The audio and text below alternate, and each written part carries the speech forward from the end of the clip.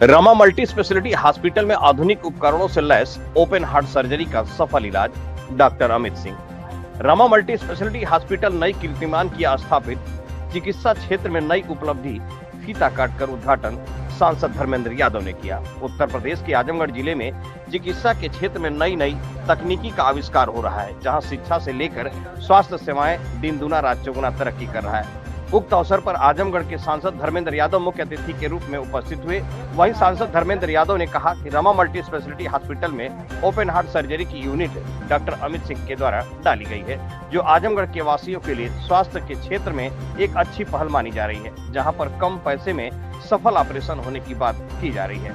वहीं डॉक्टर अमित सिंह ने कहा कि मेरा शुरू से ही सपना था कि आजमगढ़ में एक अच्छा हॉस्पिटल डालकर आम जनता की सेवा करने का अवसर मिले, और आज वह मेरा सपना पूरा हो गया और मुझे खुशी है कि आजमगढ़ वासियों का सेवा करने का अवसर जो मिला है मैं उसे कर सकूं और गरीब से गरीब तबके के लोगों का मेरे यहाँ इलाज संभव हो सके। और सरकार के द्वारा आयुष्मान कार्ड धारक व कैशलेस की सुविधा भी उपलब्ध है, जिसके द्वारा 5 लाख तक का इलाज फ्री में संभव है, जो सरकार गरीबों के प्रति बड़ा सहयोग है। जिस ऑपरेशन के लिए, जिस इलाज के लिए लोग यहाँ से हायर सेंटर वाराणसी, दिल्ली, मुंबई के लिए जाते हैं, मेरी कोशिश है कि वह इलाज Rama multi speciality hospital and trauma centre में दे सकूं।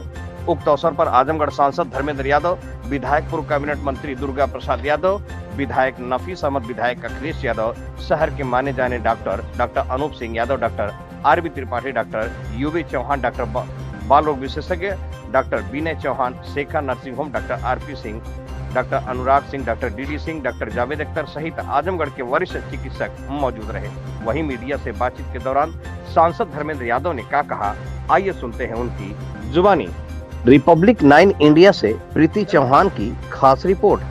सर, आज आपके द्वारा एक आधुनिक मशीन का उद्घाटन किया गया है, क्या चीजें हैं और किस तरह से लाभकारी होगी? मैं इस मौके पर डॉक्टर अमित जी को बधाई देता हूँ, शुभकामनाएं देता हूँ। जो आज हार्ट के लिए ज़रूरी चीज़ें हैं, हालांकि कैथलॉब का उद्घाटन भी आदरणीय राष्ट्रीय अध्यक्ष जी ने किया था, और आज एक और नई यूनिट उन्होंने लगाई जो मैं सोचता हूँ और अत्याधुनिक है। उसके लिए मैं डॉक्टर साहब के पूरे हॉस्पिटल परिवार को बधाई और शुभकामनाएं। सर, मरीजों को क्या आयुष्मान कार्ड से भी सुविधाएं मिल सकेंगी? नहीं, बिल्कुल मिलेंगी, वो तो इम्पेनल्ड है हॉस्पिटल, मिलेंगी। सर, ऐसे में ये चीज़ें देखने में प्राइवेट हॉस्पिटलों में आयुष्मान की सारी व्यवस्थाएं होती हैं, मगर मिल नहीं पाती हैं, मरीजों को समस्याओं का सामना करना। आयुष्मान कार्ड में क्या कमियां रह जाती हैं? इस बात को लेकर सदन में भी यह चर्चा हुई थी और इस मुद्दे को उठाया था, और मैंने उस समय भी कहा था कि स्कीम ठीक है, लेकिन स्कीम को इम्प्लीमेंट करने की जो जगह है वो खुद में बीमार है। और मैंने आजमगढ़ के मेडिकल कॉलेज का भी जिक्र किया था। जो तमाम एम्प्लॉयज़ हैं, उन एम्प्लॉयज़ के सामने जो चुनौतियाँ, परेशानियाँ हैं, उसकी भी चर्चा की थी। तो हम समाजवादी लोग जहाँ भी जैसे भी संभव हो सकता है जनता के हितों में अपनी आवाज़ को उठाते हैं और उठा रहे हैं और उठाएंगे। 15 दिन पहले और 15 दिन बाद की आयुष्मान में बात की जाती है सर, मगर किसी भी हॉस्पिटल में आजमगढ़ में ये सुविधाएं नहीं मिल पाती हैं। निश्चित तौर पे ये स्कीम के क्रियान्वयन की खामी है, और इसको पिछले सत्र में भी उठाया था और आने वाले समय में भी फिर से मैं इस मामले को सदन में उठाऊंगा। सर, प्राइवेट स्कूलों में जिस तरीके से बढ़ रहा है, मतलब बुक्स को लेकर काफी कक्षा 2 के बच्चों का 5,000 की आपका बुक है सर, इस पे सर कोई बात? ये सरकार को पॉलिसी लानी चाहिए और ये मामला सदन में भी उठाए। देखिए, गवर्नमेंट की लगातार विद्यालयों को कमज़ोर करती जा रही है सरकार, और सरकार नहीं चाहती है कि गरीब परिवारों के बच्चे पढ़ें, वो जागरूक हो, वो अपने पैरों पर खड़े हो। सरकार की लगातार मंशा रही, सरकारी मेडिकल कॉलेज हों, सरकारी यूनिवर्सिटीज़ हों, सरकारी स्कूल हों, कॉलेज हों, उनको कमज़ोर करती रही। मामूली बात नहीं, उत्तर प्रदेश में लाखों शिक्षकों के पद आज भी खाली हैं। कहीं ना कहीं सरकार की मंशा ये लगती है कि वो नहीं चाहते हैं सरकारी नौकरी, सरकारी पढ़ाई कर पाए बच्चे, और जिसकी वजह से लोग मजबूर होकर प्राइवेट में जा रहे हैं। और प्राइवेट में जब जा रहे हैं तो उनसे मुंह मांगी फीस से लेके तमाम तरीके का जो शोषण हो सकता है वो हो रहा है। हैवी अमाउंट लिया जाता है प्राइवेट कॉन्वेंट स्कूलों में। बिल्कुल, क्या कर सकते हो, सरकार की मंशा ऐसी बनी हुई है। सर, लैंड जिहाद, फिर रोड जिहाद और फिर लव जिहाद के बाद नया आया शरबत जिहाद।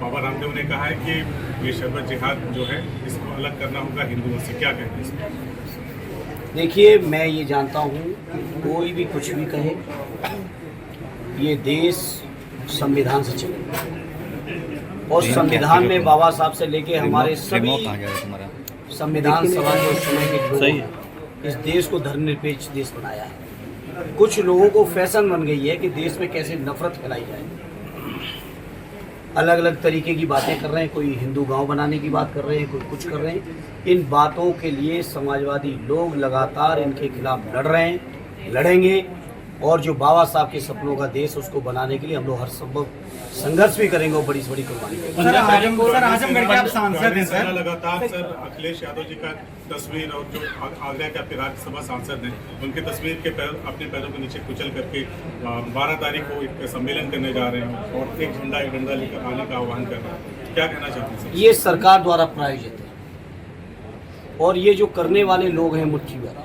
अगर इनको इस बात की गलत फहमी है, अपमान करके वो सोच रहे हैं कि कोई बड़ी सफलता पा रहे हैं, तो उनको इस बात का एहसास होना चाहिए ये अपमान केवल माननीय अखिलेश यादव जी का नहीं है या ये अपमान केवल रामजीलाल सुमन जी का नहीं है, ये अपमान पूरे पीडीए परिवार का कर रहे हैं। पीडीए परिवार के लोगों को लगातार जलील करने का प्रयास कर रहे हैं और कहीं ना कहीं पीडीए परिवार के लोग लोकतांत्रिक तरीके से जो हमारे लोकतंत्र में मान्यता है उन तरीके से उस रास्ते से चलकर इन चीज़ों का हम लोग जवाब देंगे। तरवा में सर गए थे आप, क्या वहाँ पे क्या आपने? जी तरवा में गया था मैं, उस चूँकि जब समय घटना के बाद लगातार सत्र था, आज मैं उस परिवार से सनी के परिवार से जाके मिला, उनके पिता से मिला। उस समय जब मैं मिला था, मैं गया था मोर्चरी में, तो पिताजी उस समय मुंबई थे और उनकी साफ मान्यता ये है कि ये सुनियोजित हत्या है, ये सुसाइड नहीं हो सकती है।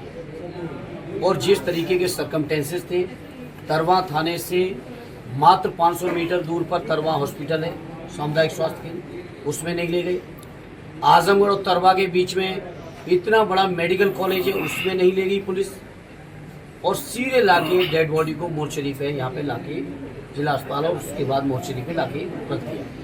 उनके परिवार का साफ मानना है कि सनी की हत्या की गई है, पुलिस द्वारा सुनियोजित हत्या है और आदरणीय राष्ट्रीय अध्यक्ष जी द्वारा सनी के पिता को हम समाजवादी पार्टी की ओर से माननीय राष्ट्रीय अध्यक्ष जी द्वारा भेजे हुए एक चेक जो 1 लाख रुपए का उनको पार्टी की तरफ से आर्थिक सहयोग सरकार से क्या मांग कर रहे हैं? सरकार से मांग मैंने मोर्चरी में जब प्रेस की थी, अगले दिन हमारे सभी माननीय विधायकगण उनके गांव में गए थे, माननीय राष्ट्रीय अध्यक्ष जी से भी बात हुई थी और उसके बाद संसद में भी इस बात को हमने उठाया था कि उस सनी के परिवार को कम से कम 1 करोड़ रुपए का मुआवजा और उनके परिवार को एक व्यक्ति को सरकारी नौकरी मिलनी चाहिए। एक बहन है वो विकलांग है, एक बहन है पिता कह रहे थे अब मेरी उम्र ऐसी हो रही कि हम कुछ करने की मेहनत करने शारीरिक मेहनत के लायक नहीं रहे। अब सोचो उस परिवार की हालत क्या है। अच्छा सर, पुलिस वाले के ऊपर FIR तो दर्ज हुआ लेकिन पुलिस वाले अभी जेल में नहीं गए हैं, इसको लेके आप किस तरह से? ये केवल एक दिखावटी FIR है। उस समय जो लोगों के दिलों में आक्रोश था उसको शांत करने के लिए दिखावटी FIR की गई है, अन्यथा ऐसा संभव था कि पुलिस गिरफ्तार नहीं कर सकती। सर, उप मुख्यमंत्री केशव प्रसाद मौर्य एक मामले में आए थे और पीड़ित परिवार को 25 लाख देने का बात कहे तो उस परिवार को न्याय भी नहीं मिला, ना कि 25 लाख रुपए। ऐसे में अनुसूचित जाति के राष्ट्रीय अध्यक्ष आए यहाँ पे और उस परिवार से मिले, क्या लगता है उस परिवार को न्याय सरकार दे पाएगी? आप लोग कहाँ तक उस परिवार के साथ खड़े हैं? सरकार की नीयत न्याय देने की नहीं है। अगर न्याय देने की होती तो अन्याय ही ना होता, तो सनी की जान नहीं जाती। 15 तारीख को राष्ट्रीय अध्यक्ष अखिलेश यादव आ रहे हैं, क्या कार्यक्रम है और कितने घंटे तक जिले में रहेंगे? राष्ट्रीय अध्यक्ष जी मगरामा में पहुंच रहे हैं सबसे पहले, और मैं समझता हूं लगभग 5 से 6 घंटे वो आजमगढ़ में रहेंगे मौजूद। क्या सनी के परिवार से भी मिलेंगे? बिल्कुल, सनी के परिवार से तो लगातार संपर्क में है ही हम लोग, वो तो एक अलग बात है। राष्ट्रीय अध्यक्ष जी आ रहे हैं और मैं समझता हूँ और भी कई कार्यक्रम बनेंगे। आज ही कार्यक्रम उनका आया है, अमेंडमेंट है जो लाए हैं। निश्चित तौर पर माननीय न्यायालय में ये स्टैंड नहीं करेगा, न्यायालय निश्चित तौर पर खारिज करेगा इस बिल को, ये उम्मीद है समाजवादियों को। गृहमंत्री साहब ने कहा था कि इस बोर्ड में कोई भी गैर मुस्लिम सदस्य नहीं होगा, जबकि बिल में साफ तौर पे लिखा है कि दो सदस्य इसमें शामिल। अब इसका जवाब गृह मंत्री से पूछिए। जो बिल में कहा, जो संसद में कहा, दोनों में कितना फर्क है वो सामने देखिए। पहले भारतीय जनता पार्टी के बारे में आज से नहीं, श्रद्धेय नेताजी ने हमेशा कहा, इनके कई मुंह हैं। ये अलग अलग मुंह का अलग अलग समय पे इस्तेमाल करते हैं, अलग अलग भाषा बोलते हैं समय के हिसाब से, लेकिन इनकी नीयत मुसलमान भाइयों की जमीन छीनने की है, दलित पिछड़ों का आरक्षण छीनने की है। नीयत तो अब देश और प्रदेश की जनता समझ चुकी है। Thank you sir. रिश्ता नहीं चला रहे आज पीछे हो गया तो सबका आ जाता ना।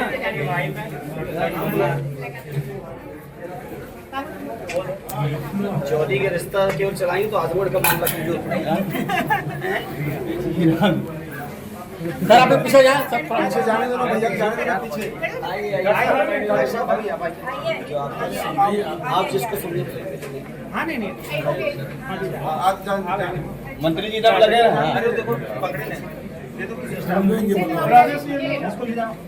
अरे भाई मोबाइल आ